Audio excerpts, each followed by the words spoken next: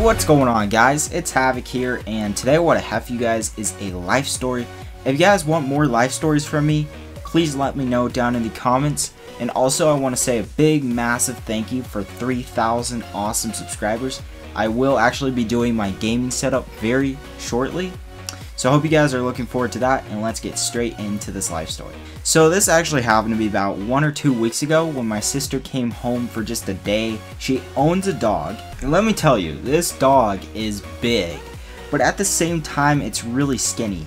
It's this kind of dog to where it can squeeze by you, but it can run really fast at the same time. So this is bad news when a dog like this runs away. So we live in Colorado, and if any of you guys are unfamiliar with what Colorado is like, it's a very hilly, mountainous, foresty, rocky area. If there's a person that wants to escape, they're going to be able to escape. Or if there's somebody that happens to go missing, they're going to go missing for multiple days. Now, I live in the suburbs. There's a lot of busy highways around our house, you know, not too far away, a couple blocks away, there's a very busy highway. So if there was a dog that could run fast and that wanted to escape, he would be able to escape, and he would be long gone before we could ever catch him. So where this life story begins is when me and my sister are waiting for my dad to come out, change her oil for her car. As we're waiting out there, we hear somebody say,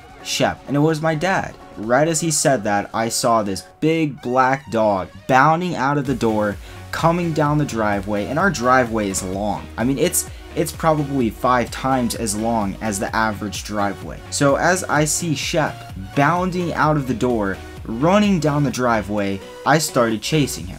And my adrenaline kicked in. I was like, oh shit, I better catch this dog. So I'm sprinting down our street. As I'm turning to the other street, I see Shepherd pooping in the grass, and I'm like, okay, great time. So I start slowing down. I'm like, I'm just gonna touch your leash and we're gonna go back home. And right before I could catch him, he starts bounding again. It's almost like it's a game for him, and I really honestly think that he thought it was a game.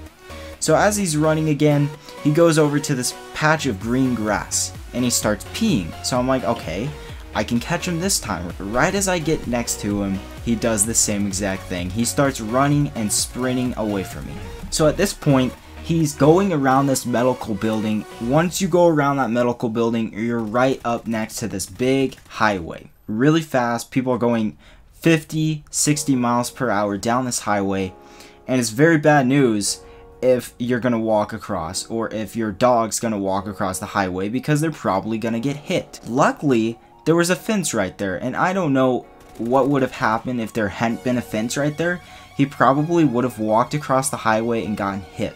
I really honestly don't know at this point. So now he starts walking on the sidewalk that's alongside this huge highway. Cars blazing past him, and I'm trying to keep up with him because, let me keep in mind, I'm seriously dehydrated at this moment. I hadn't drank before I had been running. I didn't know I was going to start running for 1.5 miles or whatnot. I had no cell phone, so no way to communicate with anybody. I had no water, so I was getting dehydrated. I was out of shape because I had not been running or anything for a couple months now.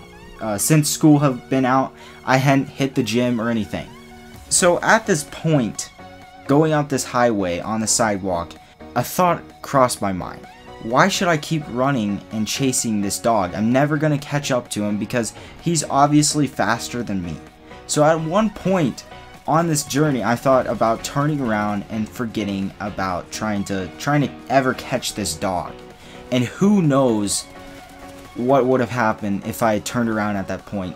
The dog might still be missing. I really don't know. And with this dog being black, if we did not catch him during the day, we were not going to be able to catch him ever, because he blends in with the dark, and somebody probably would have hit him with their car because they would not have seen him on the street. So at this point, I decided I'm going to keep going. So I gritted my teeth. I was like, we can do this. And I started sprinting up that highway. And keep in mind, this highway we're going uphill. Things were not in my favor. So at this point, we turn on this other street. It's a pretty busy street as well. And he went up to the doors of these houses and started whimpering.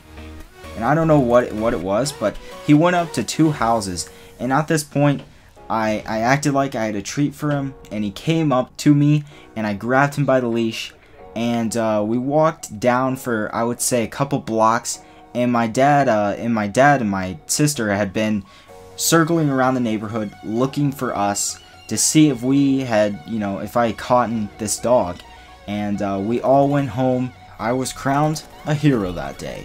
So it felt pretty good to be able to catch this dog, and my sister was really grateful. But I hope you guys did enjoy this life story. If you did, be sure to drop a like, and I'll hopefully see you guys in future uploads. Havoc out.